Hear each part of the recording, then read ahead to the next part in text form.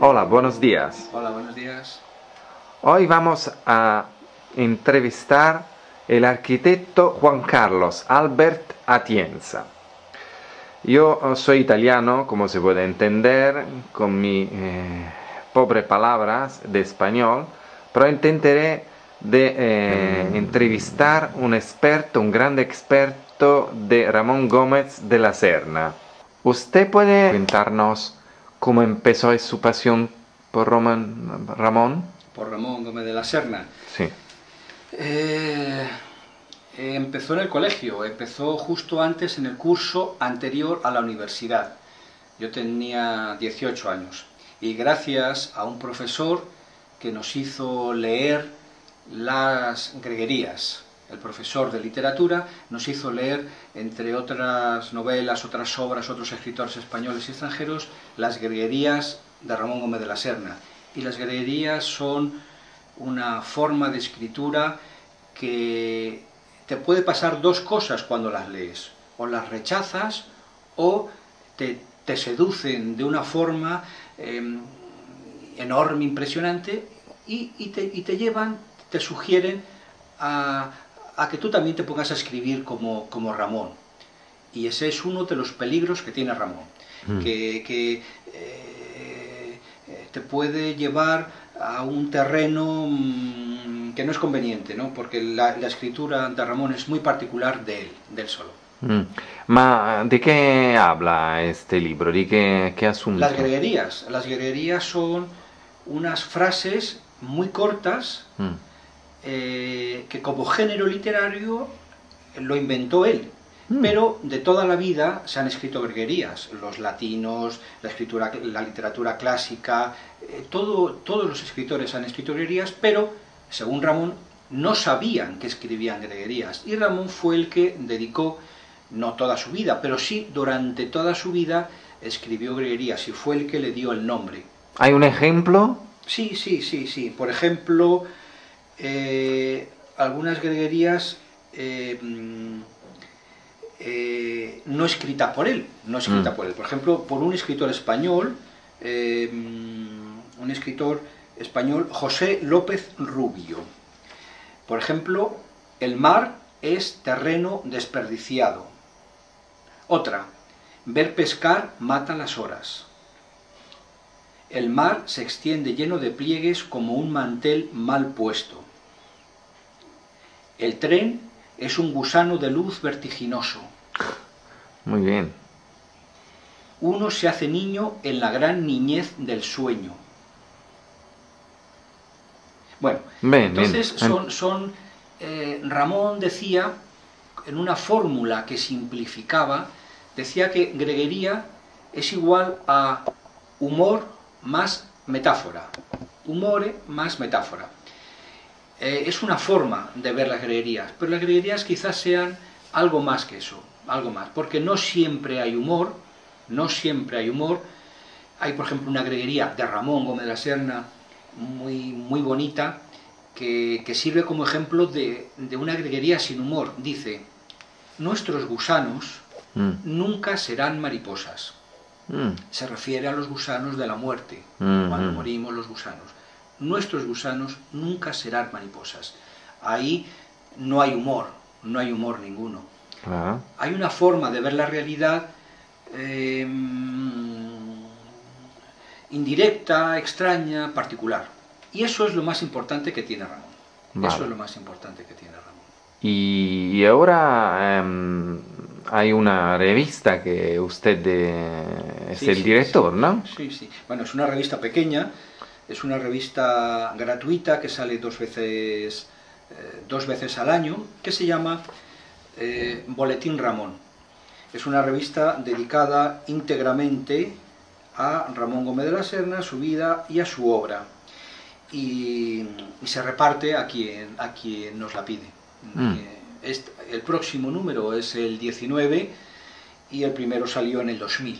No, hace mucho entonces. Sí, ya es una revista, es un milagro. Es un milagro que siga saliendo el Boletín Ramón. Y tenemos la suerte de que hay escritores importantes y escritores no importantes, Sí. de toda la gama que escriben en ella. Ah, muy bien. Escriben en ella, sí, sí. Y tiene una... hay interés también en extranjero, ¿no? Donde se habla español. Sí. Es una revista que la mandamos... Es una revista pequeña, ¿no? Pero mandamos a Italia, mandamos a Francia, al Reino Unido, mandamos también a Estados Unidos y a bastantes países de Sudamérica. No a todos, pero Argentina, sobre todo Argentina. Argentina, enviamos mucho a Argentina, sí. Y España, claro. ¿Y cómo ha influido decimos, los textos de Ramón en la literatura? Sí. Hay un texto muy conocido de Luis Cernuda, que es un poeta de la generación del 27, donde reconocía que todos los poetas de la generación del 27 de alguna forma habían aprendido la mirada de Ramón. Porque Ramón, con sus greguerías, esa imagen primera, esa fidelidad a la imagen, al momento en que sale la imagen, en que surge la imagen, Ramón respeta muchísimo ese momento. Digamos que es un escritor que no elabora, que no elabora. Casi un fotógrafo. Casi es un fotógrafo, porque tiene la mirada y su escritura se ajusta mucho a la mirada del fotógrafo. También de un fotógrafo que no escoge mucho sus fotografías, sino que muestra todas las que ha hecho. No escoge las buenas y esconde las malas. Él muestra todo. Entonces, esa mirada era una mirada nueva, y una mirada que sirvió a los poetas del 27, entre otras cosas, evidentemente, entre otras influencias, sirvió para hacer su renovación de la poesía española. Pero no solo a los poetas del 27. Ramón, la presencia de Ramón es una presencia subterránea por debajo, que está presente en muchísimos otros campos, no solamente en la literatura, también en la pintura, en la fotografía, en el teatro. Lo que pasa es que es como si una vez que el escritor, el artista, hubiese aprendido de Ramón esa mirada, ya es suficiente. Con eso ya es suficiente. Por eso Ramón no sale en la obra de los artistas, pero está un poquito en el origen de algunos de ellos. ¿Y hay relato con Italia? ¿Relación ha tenido Ramón con relación? Sí. Los años 20, en 1920, Ramón tuvo una presencia internacional enorme. Vivió en Portugal. Ramón viajaba mucho a París, muchísimo a París. Y su estancia en Portugal fue casi continua desde 1923 a 1925, porque incluso se construyó un chalet en Estoril. Ese chalet, esa vivienda unifamiliar, no la pudo pagar. Tenía hipotecas, tenía préstamos, y al final tuvo que malvender el chalet, que se llamaba El Ventanal. Carmen de Burgos, que era su compañera, su pareja, no su esposa, pero su pareja desde 1908, y él habían construido El Ventanal y se trasladaron directamente a Nápoles. Y Ramón decía que admiraba de Nápoles la luz, y decía que le gustaría morir escribiendo por motivo de una erupción, que le gustaría morir con motivo de una erupción del Vesubio que le inundara de polvo y que le dejara inmortalizado escribiendo. Su idea era vivir ya toda la vida en Nápoles, pero también había sido su idea vivir toda la vida en Estoril. En Nápoles vivió 2-3 meses. en el otoño del 1925-26, no recuerdo ahora, ya estaba otra vez en Madrid. Pero en ese tiempo escribió muchísimo en un periódico, se llamaba El Mezzogiorno, y en varias revistas, muchísimas revistas italianas y francesas. Bien, y como hombre, ¿Cómo era? ¿Cómo era? ¿Qué idea te ha hecho de...? Físicamente era una persona baja, gordito, con una cara rellena. Él hablaba Ramón, la O como su cara, una cara como una O redonda. Era una persona muy extrovertida cuando estaba rodeado de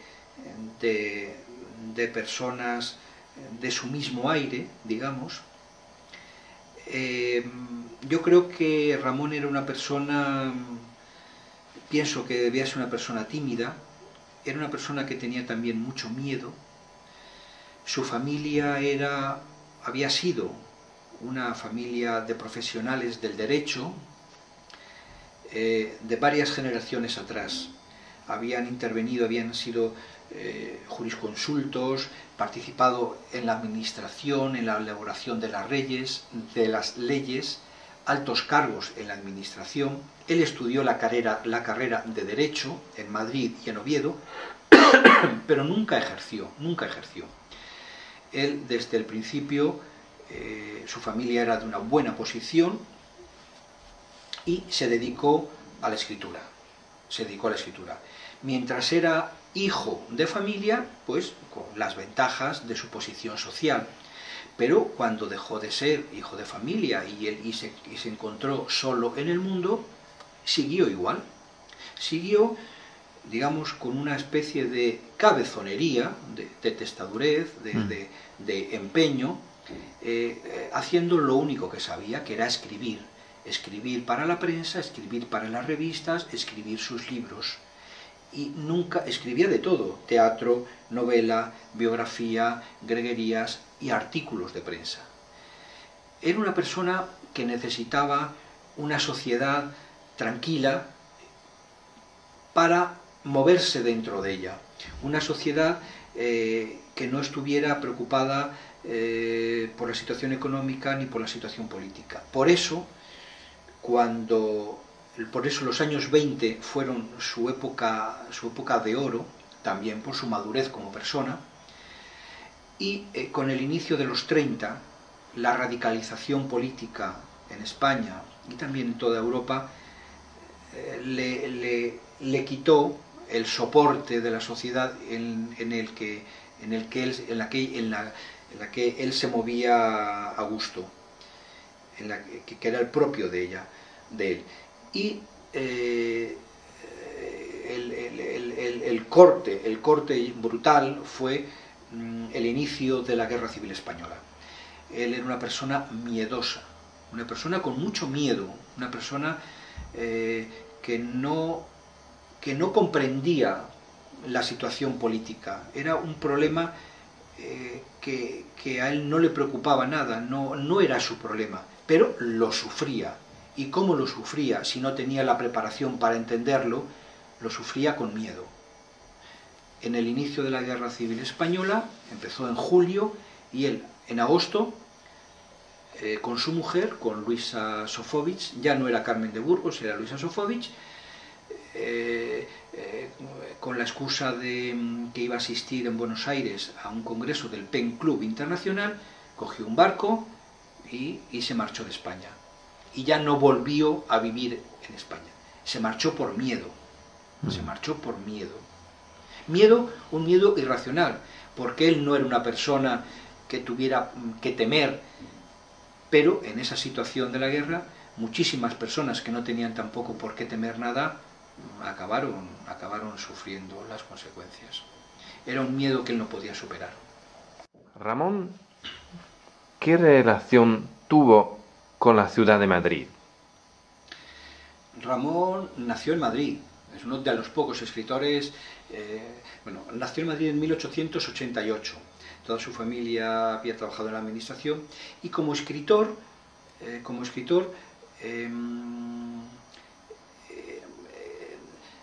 yo creo que la relación con Madrid se puede ver en dos planos, como escritor y en su propia vida. En su propia vida primero.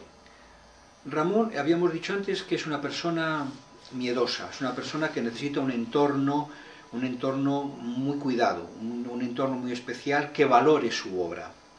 En Madrid él creó la Tertulia de Pombo, un café en la calle Carretas, al lado de Sol, cerca de Sol, donde todos los sábados por la noche se reunía con personas afines en la literatura.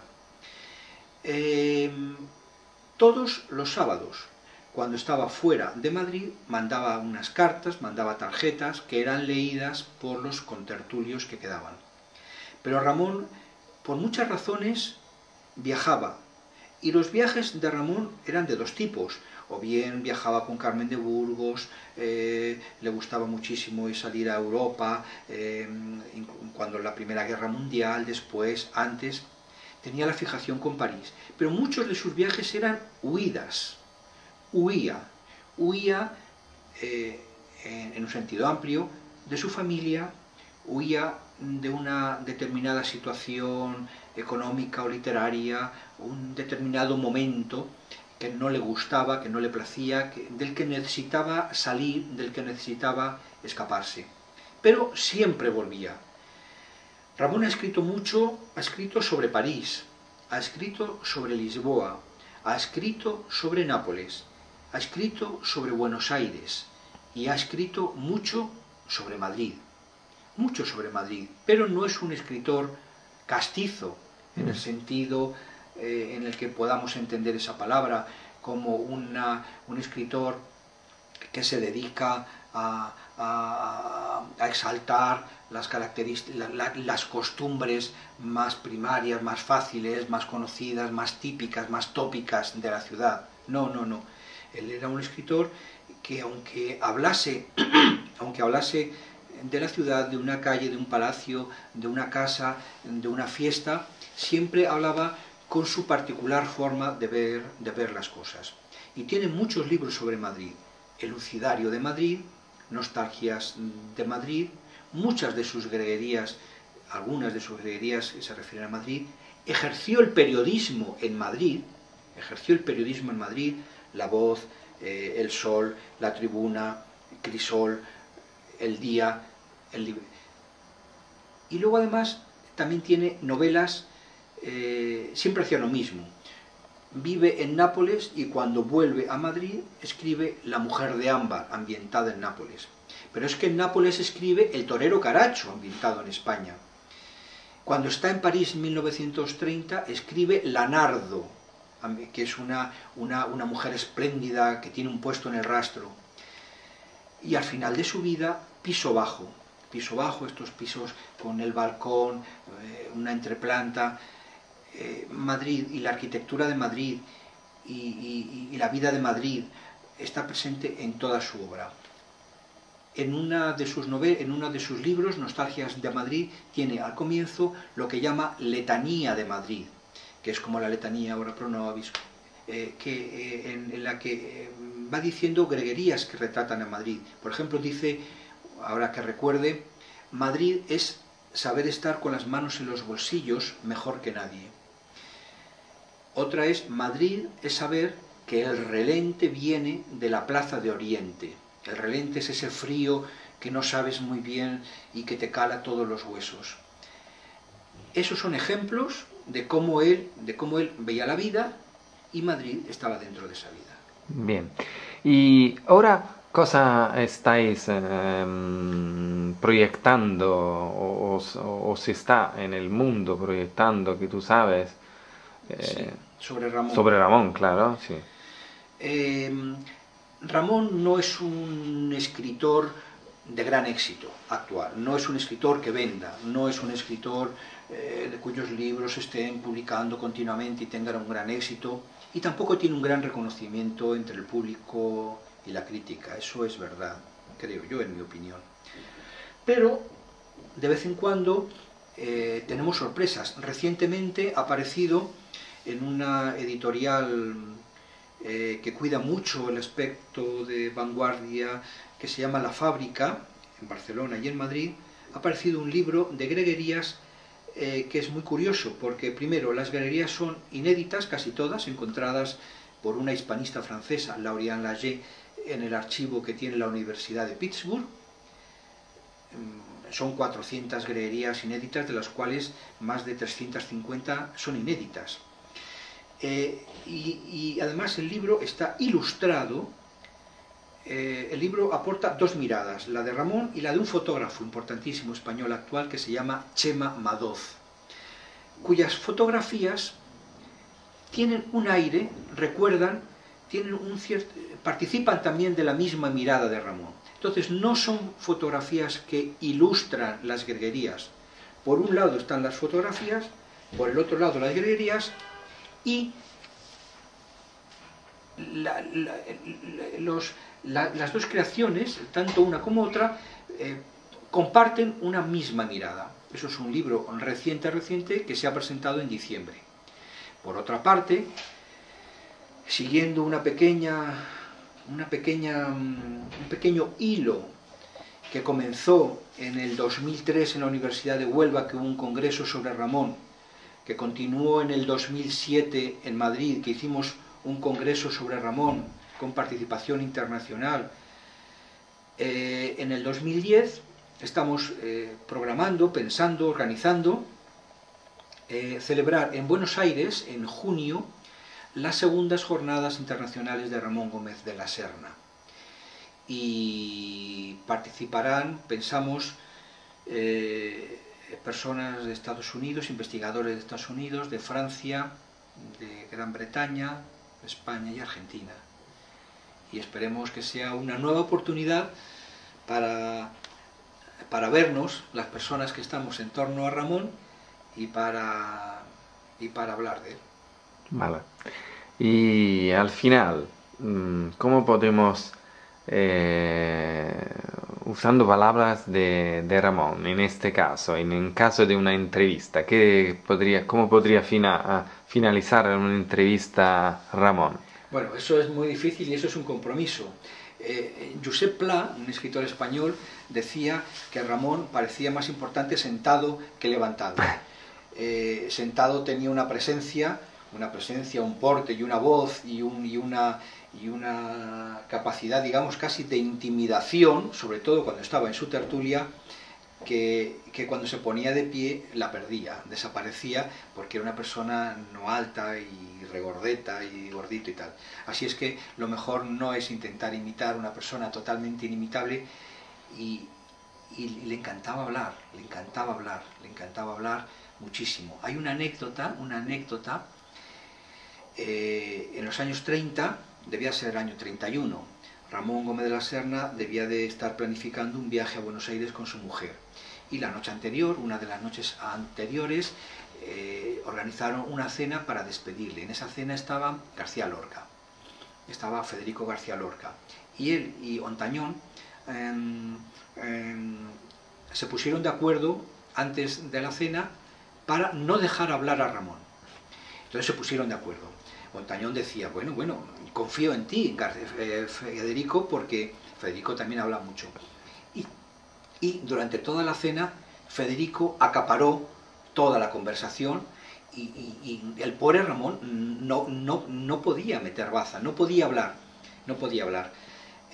Acabada la cena, ya en la calle, cuando se estaban despidiendo, Federico le dijo a Ontañón, bueno, nos da pena. En definitiva, esta cena ha sido en homenaje a Ramón, que se va. Vamos a dejarle que diga unas cosas. Entonces le preguntó qué iba a hacer o qué pensaba. Ramón ya encontró el momento adecuado para hablar. Estuvo hablando muchísimo tiempo y ya se pudo hacer el viaje a Buenos Aires con la tranquilidad que no encontraba, que había perdido. Muchas gracias. Gracias a ti.